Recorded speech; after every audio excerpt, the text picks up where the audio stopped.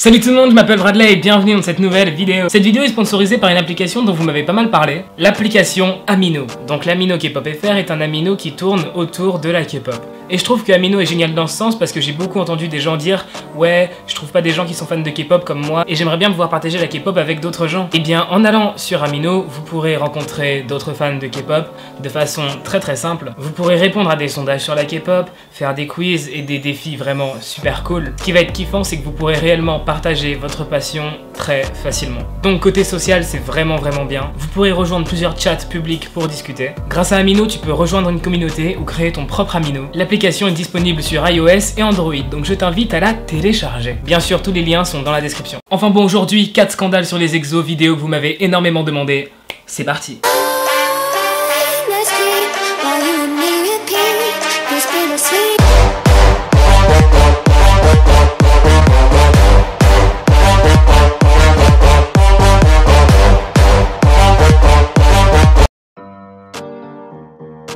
Sehun serait un profiteur. Vous voyez, moi, quand je vous demande à vous, mes abonnés, de venir me coiffer gratuitement parce que mes cheveux c'est plus possible, bah Sehun il aurait fait pareil mais en pire. Et puis vous êtes jamais venu vous occuper de mes cheveux, hein, je retiens.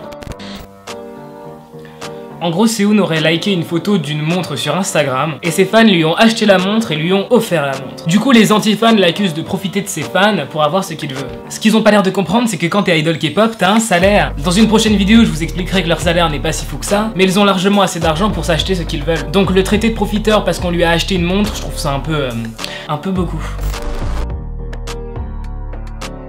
En mai 2014, Chris a porté plainte contre la SM Entertainment. Il se plaignait de beaucoup de choses. Selon lui, la SM Entertainment aurait violé les droits de l'homme. Et aussi les bénéfices, la thune, n'auraient pas été répartis de manière égale entre les membres, entre les managers, voilà. Est-ce que vous êtes curieux de connaître le salaire des exos? Bon, vous savez quoi? À 3000 likes sur cette vidéo, je ferai une vidéo spéciale sur le salaire des idols.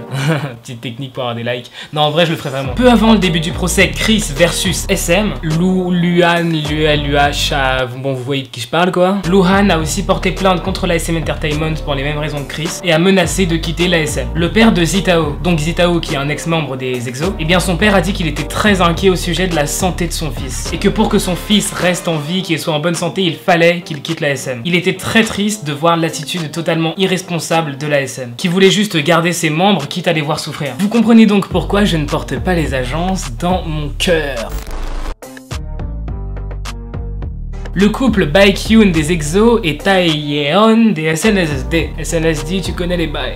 Alors les fans ont été choqués par l'annonce de ce couple. Beaucoup d'insultes, il a même été critiqué par certains médias coréens. Le couple a fini par se séparer. Les agences disent que c'est à cause de leurs emplois du temps qu'ils n'avaient pas le temps de se voir, mais on suppose très bien que le manque de soutien et la pression ont contribué à cette séparation. Les exos racistes. Bon, j'avoue, c'est peut-être un terme un peu fort pour le coup. En fait, il y a eu des paroles assez irrespectueuses au sein du groupe. Ou en clair, Chanyeol s'est moqué de la couleur de peau de Kai. Donc ça a suscité un débat énorme parmi des fans. Il y avait ceux qui disaient que c'était de l'humour et d'autres qui disaient que ça se faisait pas. D'ailleurs, qu'en pensez-vous? Dites-moi votre avis dans les commentaires. En fait, durant une interview, Chanyeol a demandé à Chris s'il voulait prendre un bain blanc. Sûrement en référence à sa couleur de peau assez pâle. Bon, en fait, j'en sais rien, mais j'ai pas compris la blague en fait. Chanyeol, t'es pas très drôle quoi. Enfin voilà, j'espère que cette vidéo vous aura plu. Si c'est le cas, n'hésitez pas à liker la vidéo, à vous abonner et à la partager. Suivez-moi sur tous mes réseaux sociaux, notamment Snapchat, Instagram, Twitter, je suis très actif. Abonnez-vous, activez la cloche. Merci d'être là, ça me fait vraiment super plaisir. Je vous aime. Bye, trop de love entre nous. Tell me pretty lies, look me in the face. Tell me that you love me, even if it's fake. Cause I don't fucking care at all.